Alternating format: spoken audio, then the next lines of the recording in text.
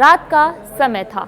ठंडे और गहरे समंदर में गोताखोरों की एक टीम कुछ तलाश रही थी। उन्हें लगा था कि उन्हें सिर्फ पत्थर और रेत मिलेगी, लेकिन अचानक कीचड़ के नीचे से कुछ ऐसा निकला जिसने वैज्ञानिकों के होश उड़ा दिए।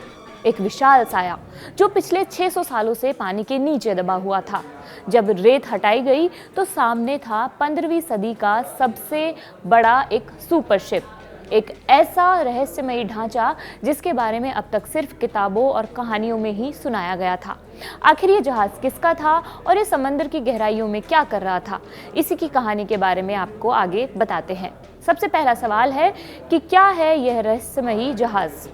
हाल ही में डेनमार्क की राजधानी कोपेनहेगन के पास समुद्र की सतह की जांच के दौरान वैज्ञानिकों को स्वेलगेट 2 नाम का एक जहाज मिला है। ये कोई साधारण नाम नहीं बल्कि एक कॉक जहाज है। अब आपका सवाल होगा कि कॉक जहाज क्या होते हैं। 14वीं और 15वीं सदी में उत्तरी यूरोप में व्यापार करने के लिए इन जहाज़ों का इस्तेमाल होता था, लेकिन ये अब तक का मिला दुनिया का सबसे बड़ा कॉक जहाज है। इसकी लंबाई 28 मीटर लगभग 92 फीट, चौड़ाई 9 मीटर, ऊंचाई 6 मीटर, लगभग 2 मंजिला इमारत जितना ऊंचा, क्षमता इतनी कि यह अपने साथ करीब 300 टन भारी सामान ले सकता था।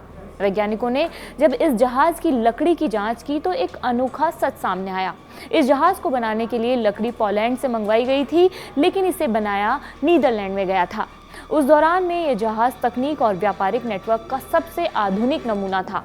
इसे मध्यकाल का सुपरशिप कहा जा रहा है क्योंकि इसके पिछले हिस्से पर एक कासल बना हुआ था जहां क्रू मेंबर्स सुरक्षित छिप सकते थे। आज से पहले ऐसे स्ट्रक्चर सिर्फ पुरानी पेंटिंग्स में ही देखे गए थे, लेकिन पहली बार इसका सबूत मिला है। इसका निचला हिस्सा चपटा था ताकि ये उथले पानी और बंदरगाहों पर आसानी से सामान उतार सके। अब बात करते हैं कि जहाज के अंदर क्या क्या मिला है। सबसे दिलचस्प बात यह है कि 600 साल पुराने पानी के नीचे रहने के बाद भी इस जहाज के अंदर की चीज़ें वैसी ही मिली है जैसी उस वक्त के लोग छोड़ कर गए थे। जैसे किचन, इसमें ईंटों से बना एक चूल्हा मिला है, यानी उस वक्त भी मल्लाह समुद्र के बीच में गर्म खाना पकाते थे।